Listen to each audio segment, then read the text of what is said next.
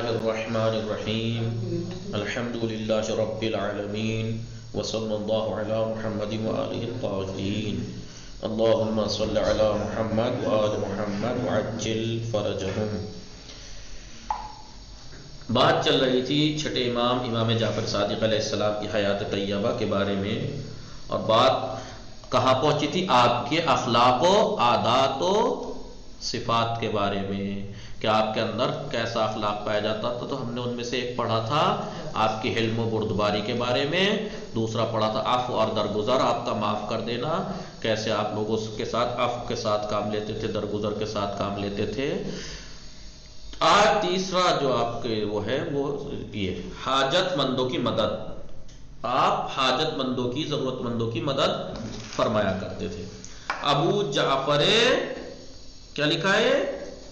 خیثمی یا خصعمی، یہ نقل فرماتے ہیں کہ یہ راوی ہیں، نقل فرماتے ہیں، نقل کرتے ہیں کہ امام جعفر صادق علیہ السلام نے ایک تھیلی تھی جس میں 50 دینار تھے، ایک تھیلی جس میں 50 دینار تھے،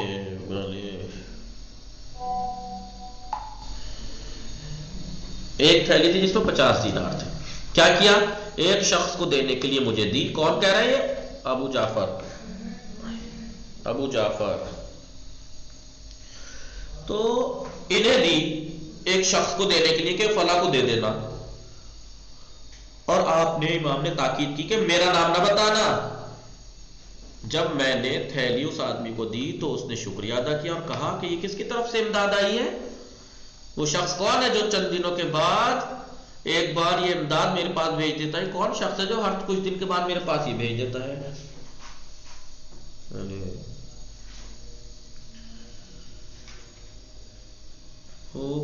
کون شخص ہے یہ جس سے 1 سال کا میرا خرچ چل جاتا ہے؟ وہ مجھے ہر کچھ دن کے بعد بھیج دیتا ہے جس سے میرا 1 سال کا خرچ چل جاتا ہے۔ لیکن اس کو امام صادق علیہ السلام سے گلہ تھا، لیکن اسے امام سے شکوہ تھا کہ آپ قدرت رکھتے ہوئے بھی ہماری مدد نہیں کرتے۔ ظاہراً امام سے گلہ تھا، لیکن اسے پتہ ہی نہیں تھا کہ امام ہی بھجواتے ہیں، اسے امام ہی بھجواتے ہیں۔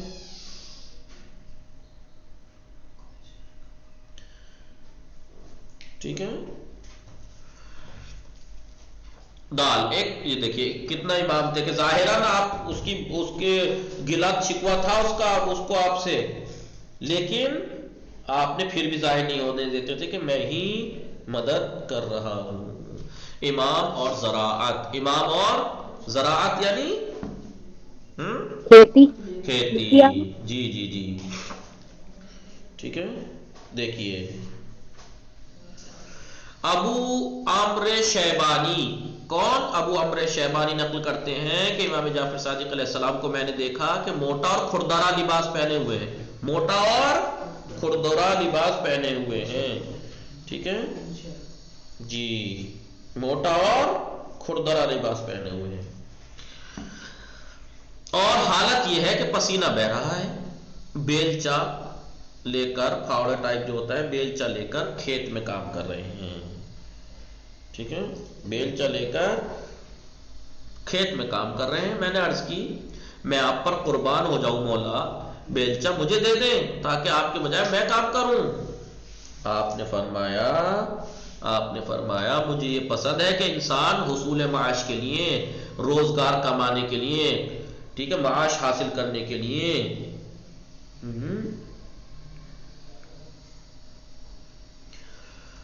گرمی کی تکلیف برداشت کرے۔ مجھے یہ بات پسند ہے کہ انسان اپنی فیملی، پریوار کے لیے، رزق و روزی کمانے کے لیے، حاصل کرنے کے لیے گرمی کی تکلیف برداشت کرے، مجھے یہ پسند ہے۔ یعنی دیکھیے امام کی کیا شخصیت ہے، اس کے باوجود آپ پیغام دے رہے ہیں، ٹھیک ہے، کہ مجھے یہ بات پسند ہے کہ آپ کریں۔ امام کی شخصیت و عظمت، امام کی شخصیت و عظمت، آپ کی شخصیت اور آپ کی عظمت بیان کریں کہ کیا آپ کی شخصیت، کیا مرتبہ، کیا عظمت تھی آپ کی۔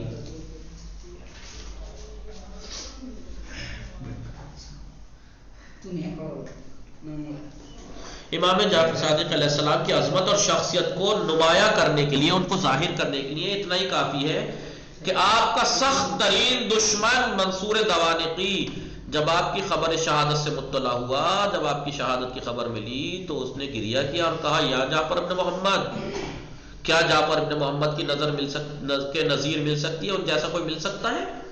یعنی اس نے گریہ کیا اور کہا کیا جعفر ابن محمد کی نظیر یعنی مثل مانند ان جیسا کوئی مل سکتی ہے، ان کی مثال مل سکتی ہے؟ جی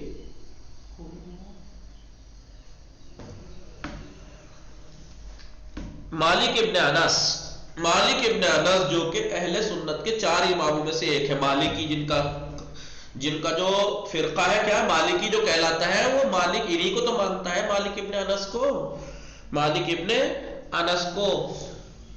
تو مالک ابن انس فرماتے ہیں کہ جعفر ابن محمد کے جیسا نہ کسی آنکھ نے دیکھا ہے ایسا شخص کوئی، اور نہ کسی کان نے سنا ہے، اور نہ کسی انسان کے دل میں یہ خطور ہوا ہے، یہ گزر ہوا ہے کہ علم و عبادت اور پرہیزگاری کے اعتبار سے جعفر ابن محمد سے برتر بھی کوئی ہوگا، کسی نے آج تک نہیں سوچا۔ ٹھیک ہے، کسی نے یہ بات سوچی بھی نہیں ہوگی کہ ان جیسا کوئی مل سکتا ہے۔ ابن ابی الاوجاع، ابن ابی الاوجاع، ابن ابی الاوجاع اس زمانے کے مادہ پرستوں کا امام، اس زمانے کے مادہ پرستوں کا امام تھا یہ ابن ابی الاوجاع، جو مادہ پرست لوگ تھے، خدا کو نہیں مانتے تھے، جو محسوس اور چھو جانے والی دکھ جانے والی چیزوں کو ہی مانتے تھے کہ جو کچھ ہے بس یہی ہے۔ وہ امام کی شخصیت کا اعتراف کرتے ہوئے کہتا ہے کہ یہ یعنی امام صادق علیہ السلام انسانوں سے بالاتر ہیں، بشر سے۔ اگر زمین پر کسی روحانی کا وجود ہو سکتا ہے تو وہ بشر کی صورت میں تجلی ریز ہو، اگر کوئی روحانی چیز اگر انسان کی صورت میں اگر آئے تو وہ جعفر ابن محمد ہوں گے۔ ٹھیک ہے، ایک منٹ، امام کا علمی مقام دیکھیے، امام مولا امام صادق علیہ السلام کا علمی کیا مقام تھا، علمی کیا مقام تھا؟ صرف امام جعفر صادق علیہ السلام کی بلند ترین علمی شخصیت اور ان کے علوم کا آوازہ یعنی شہرت، صرف امام صادق علیہ السلام کی بلند ترین علمی شخصیت اور ان کے علوم کا شور اس زمانے کے معاشرے میں اتنا پھیلا کہ علمی محفلوں اور فضل و دانش کی مجالس میں نہایت الٹا جی ہاں بولتا کرو، علمی محفل اور فضل و دانش کی مجالس میں نہایت عظمت اور احترام کے ساتھ آپ کو صادق آل محمد کے لقب سے یاد کیا جانے لگا، صادق آل محمد کے نام سے یاد کیا جانے لگا۔ دوست ہو چاہے دشمن، دوست اور دشمن ہر ایک نے آپ کے علمی مقام کی برتری کے بارے میں زبانیں کھولی اپنی۔ بھائی دیکھیے، جو اہل سنت کے 4 مشہور فقہ ہیں، مالکی، حنفی، شافعی، حنبلی، یہ چاروں کے چاروں جو ان کے امام جنہیں مانتے ہیں، چاروں فرقوں کے امام جو ہیں وہ چھٹے امام کے شاگرد کیونکہ یہاں پڑھنے آتے تھے۔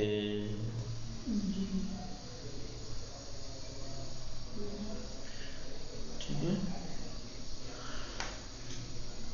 آئیے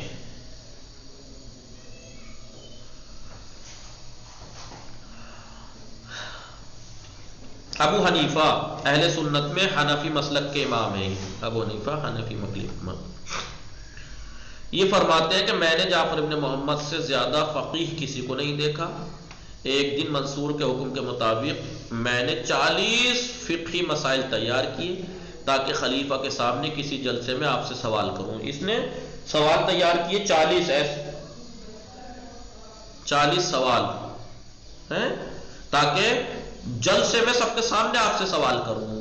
سوالات ہو جانے کے بعد امام جعفر صادق علیہ السلام نے ان میں سے ایک سوال کے موارد اختلاف کے بارے میں ایسا کامل جواب دیا، ان سوالوں کے جواب میں اور اس کے جو کیا کیا اختلاف ان سب کا ایسا جواب دیا کہ سب نے اعتراف کر لیا کہ اختلاف آرا کے بارے میں، آرا نے رائے کی جمع ہے، رائے کے اختلاف کے بارے میں آپ سب سے زیادہ علم و آگاہی رکھتے ہیں کہ اس میں کیا اختلاف ہے، ٹھیک ہے، کس چیز میں، کس مسئلے میں کتنا اختلاف ہے۔ ڈاکٹر عبد القادر محمود، یہ مصری عالم اور صاحب قلم ہیں، وہ کتاب لکھ رہے ہیں الامام الصادق رائد السنت والشیعہ۔ رائد یعنی کتاب کا کیا نام لکھا؟ الامام الصادق رائد السنت والشیعہ، یعنی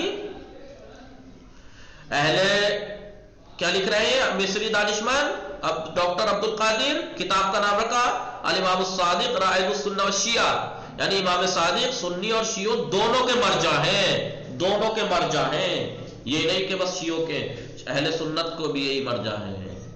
اس کتاب کا نام یہ ہے، اس نامی کتاب کے مؤلف ہیں یہ، اپنی کتاب کے مقدمے میں رقم تراز ہے، اپنی کتاب کے مقدمے میں کیا لکھ رہے ہیں؟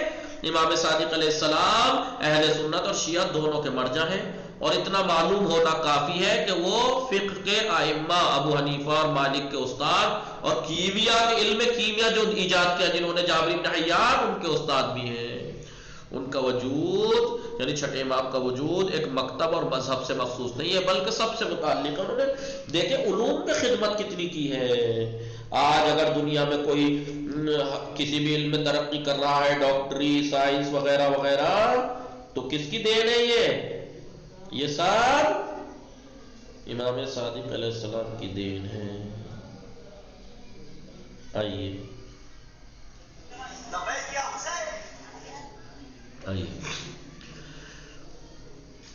امام جعفر صادق علیہ السلام کے ہم عصر ہیں آپ کے زمانے کے، اس وقت کے زمامداران حکومت کو چلانے والے، یعنی اس زمانے کے بادشاہ کون کون تھے، اس کے بارے میں یہ بات۔ امام جعفر صادق علیہ السلام نے سن 114 ہجری میں امت کی رہبری کی ذمہ داری اپنے ہاتھوں میں لی۔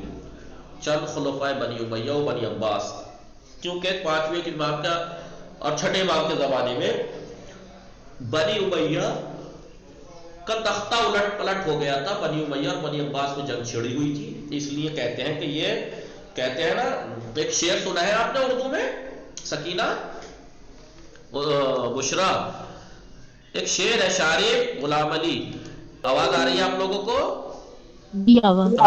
ایک شعر ہے شاید مولوی اسماعیل میرٹھی کی کسی کتاب میں ہے، جب کہ دو موذیوں میں ہو کھٹ پٹ، اپنا کام کر جھٹ پٹ، یعنی مجھے پتا ہے کہ میرا یہ بھی دشمن ہے اور فلاں بھی دشمن ہے، لیکن جب دو دشمن آپس میں ٹکرا رہے ہو تو ان کا ذہن مجھ سے ہٹ جائے گا، وہ آپس میں لگے پڑے ہیں، وہ تو مجھے موقع ملا کہ نہیں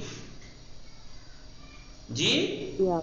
تو یہ بنی امیہ بھی زہر تھے، بنی عباس بھی۔ اگر آپ دیکھیں تجزیہ کریں، استاد نے ہمارے بتائی تھی، یہ بات حقیقت بھی ہے، بنی امیہ سے زیادہ شیعت کو نقصان بنی عباس نے پہنچایا ہے، جبکہ بنی امیہ نے کربلا جیسا حادثہ بھی آیا ہے، اتنا کچھ ہونے کے باوجود بھی بنی عباس زیادہ انہوں نے وہ کیا ہے، نقصان پہنچایا ہے۔ یہ دونوں ہی دشمن تھے، جب ان میں دونوں میں حکومت کی جنگ چھڑی، دونوں میں حکومت کی جنگ چڑ رہی تھی، حکومت کی جب جنگ چڑ رہی تھی تو اس لیے چھٹے امام کو اور پانچویں امام کو کچھ موقع ملا، اس لیے آپ نے شاگردوں کی تربیت کی، علوم آل محمد کو پھیلایا، اسی لیے کیونکہ ایسا حالات پیدا ہو گئے تھے کہ سب کچھ مٹایا جا رہا تھا، اسی لیے ہم شیعوں کو شیعہ جعفری بھی کہا جاتا ہے۔ کیوں کہا جاتا ہے جعفری؟ چھٹے امام سے منسوب کیوں کیا جاتا ہے؟ کیونکہ یہاں سے ہماری زندگی ایک نئی زندگی پھر سے شروع ہوئی تھی، ٹھیک ہے، سمجھ رہے ہیں نا جی؟ اس لیے پھر ہمیں جعفری بھی کہا جاتا ہے شیعہ، کیونکہ چھٹے امام امام جعفر صادق علیہ السلام نے اتنا وہ کوئیا، اتنا ترقی وہ کرائی، علم ہر چیز ہم تک پہنچائی، پھر اس کے بعد ایک دوبارہ سے روح پھونک دی۔ تو جب آپ نے رہبری سنبھالی تو چند خلفائے، تو آپ کے زندگی میں کچھ بنی امیہ کے خلیفہ رہے اور بنی عباس آپ کے کچھ ہم کون رہے؟ بنی عباس آپ کے ہم عصر تھے، یعنی سب، کیونکہ جب بنی امیہ میں لڑائی ہوئی بنی عباس سے، آپس میں حکومت کی جنگ تھی، تو اس وقت بنی امیہ تھی آپ کے سامنے، پھر وہ ان کا تختہ الٹ ہوا تو بنی عباس کے بھی کچھ رہے آپ کے سامنے۔ خلفائے بنی امیہ میں سے حشام ابن عبد الملک رہا آپ کے سامنے، ولید ابن یزید رہا، یزید ابن ولید رہا، ابراہیم ابن ولید رہا، مروان ابن حمار رہا، یہ سب ایک کے بعد ایک آپ کے سامنے خلیفہ رہے، یعنی خلیفہ مطلب حکومت کرتے رہے، بادشاہ رہے۔ اور بنی عباس میں سے آپ کے سامنے کون کون تھا؟ ابو العباس صفاح اور منصور دوانقی آپ کے ہم عصر تھے۔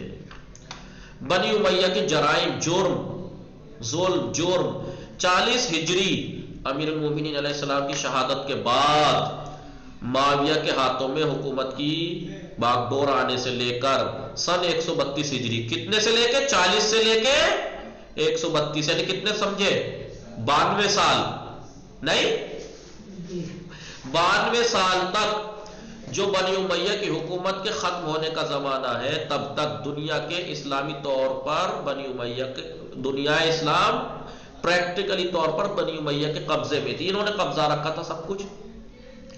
92 سال یعنی تقریباً 1 صدی ہو گئی، تقریباً 1 صدی تک امویوں کی حکومت، بنی امیہ کی حکومت تاریخ اسلام کے ادوار میں دور میں یہ سیاہ ترین حکومت تھی، اسلامی زمانوں میں سب سے بدترین حکومت تھی، سیاہ ترین۔ اس زمانے میں اسلام اور مسلمان بنی امیہ کے ہاتھوں کا کھلونا تھا۔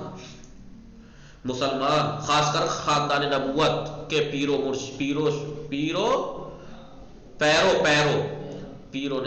پیروکار ماننے والے شدت میں تھے، سختی میں تھے اور گھٹن میں زندگی بسر کر رہے تھے۔ امیر المؤمنین علی علیہ السلام کے لیے ناروا الفاظ، سب و شتم استعمال کرنا بنی امیہ کے منصوبوں میں سر فہرست تھا۔ ان کے منصوبوں میں جو بہت سے کام تھے، ان میں سر فہرست کام کیا تھا کہ مولا کائنات کو ممبروں سے برا بھلا کہلوانا، کربلا کا خون چکا حادثہ، خون بہا دینے والا حادثہ اور سید الشہداء حسین ابن علی کی شہادت اس گروہ کے جرائم کا اوج شمار کیا جاتا ہے۔ انہوں نے کتنا جرم کیا، اس گروہ ان کے جرائم کا اوج شمار کیا جاتا ہے جو کربلا واقع ہوئی۔ کربلا کے قتل عام کے بعد بھی بہت سے بزرگ شیعہ اور علاویوں کو اہل بیت علیہ السلام کی طرفدار ہونے کے جرم میں یا تو قتل کر دیا گیا۔ کربلا کے بعد بھی آپ دیکھیں کیا زمانہ تھا، شیعوں کو کیسے قتل کا جو جرم میں یا تو قتل کر دیا گیا یا کئی سال تک تاریک اور خوفناک قید خانوں میں نہایت بری حالت میں رکھا۔ اور شیعوں تو چھوڑیے، اماموں کو، امام علی نقی علیہ السلام کا دیکھا ہو کنواں جس میں آپ کو رکھا گیا 18 کتنے سال، 18-20 سال، ایک چھوٹا ایک کنواں گھٹن میں کیسے رہے ہوں گے جس میں آدمی لیٹ نہیں سکتا۔ جی بشرا، ایسا رکھا گیا۔ یہ تو بنی عباس نے کیا، بنی امیہ نے بھی دیکھیے کتنا ایسا کرتے تھے لوگ۔ ولید ابن عبد الملک نے حکومت حاصل کرنے کے بعد اپنی پہلی تقریر میں کیا کہا تھا، جو بھی ہمارے سامنے سرکشی کرے گا ہم اس کو قتل کر دیں گے، اور جو سکوت اختیار کرے گا سکوت کا درد اسے مار ڈالے گا۔ یہ تھا اس کا جملے تقریر میں، اپنی پہلی حکومت حاصل کرتے ہی پہلی تقریر میں۔ بنی امیہ ملحد تھے، ملحد اور خدا سے غافل تھے، پھر روے ہوئے۔ انہوں نے ابتدائی سے دین اسلام اور پیغمبر سے ناقابل آشتی و دشمنی کر رکھی تھی۔ انہوں نے اہل بیت اور پیغمبر سے اور اسلام سے ایسی دشمنی کر رکھی تھی جو صلح کے اور محبت کے قابل ہی نہیں بچے تھے، یعنی رکھتے ہی نہیں تھے محبت، اور نام اور حکومت لے رکھی تھی۔ جیسے ابھی دیکھیے سعودی کو دیکھیے، اسلامی حکومت ہے نہیں، اس لیے ہم تو مسلمان کی حکومت ہے، مسلمانی اسلام کے نام پہ حکومت ہے ان کے پاس، لیکن کام کیا ہے، اسرائیلی لوگ آئیں گے وہاں، اسلام کے جو کھلے دشمن ہیں وہ ان سے دوستانہ، وہی یہودیوں والی حرکتیں، سب کچھ وہی، تو یہ وہی تو لوگ ہیں، یہ وہی لوگ ہیں، دشمن ہے یہ اہل بیت کے اور رسول کے، اسلام کے۔ بعد کے واقعات اور بدر و احد وغیرہ کی جنگ پیغمبر اور مولا کائنات اور آپ کے خاندان کے بارے میں کینے میں شدت کا باعث بنی، کیونکہ اس وقت جو واقعات، جو بھائی جب اسلام آیا تو جنگیں ہوئی نہیں، کام ان سے دشمنوں سے جو دشمن تھے۔ اب ظاہر سی بات ہے لوگوں نے مجبوری میں، بہت سے لوگ تو سچے دل سے مسلمان ہوئے تھے، جب فتح مکہ ہوا تھا تو بہت تو جان کے ڈر سے اسلام لائے تھے، نہیں لائے تھے؟ ابو سفیان بھی ان میں سے ایک تھا۔ تو آپ یہ بتاؤ جب ان کی اولادیں ہوں گی تو انہیں تو یہ پتا نا کہ ہمارے باپ دادا کو علی نے مارا تھا جنگ فلاں میں یا جنگ فلاں میں، یہ اور دشمنی کا سبب بنی۔ اور بعد میں جب بھی موقع ملا انتقامات اسلام اور امت اسلامی کو ختم کرنے میں، کسی بھی فریب اور جرم کو انہوں نے نہیں چھوڑا، کنارے نہیں کہ ہر چیز کو اپنایا، ہر حربہ اپنایا۔ یہ تھی بنی امیہ کی سیاہ تاریخ. اب جو ہے وہ بنی امیہ کی حکومت کے ختم ہونے کی وجوہات کہ کیسے کیوں ختم ہوئی، کیا وجہ رہی، وہ انشاءاللہ پھر پڑھیں گے. وصلی اللہ علی محمد وآلہ وصحبہ. اللہم صلی علی محمد وآلہ محمد.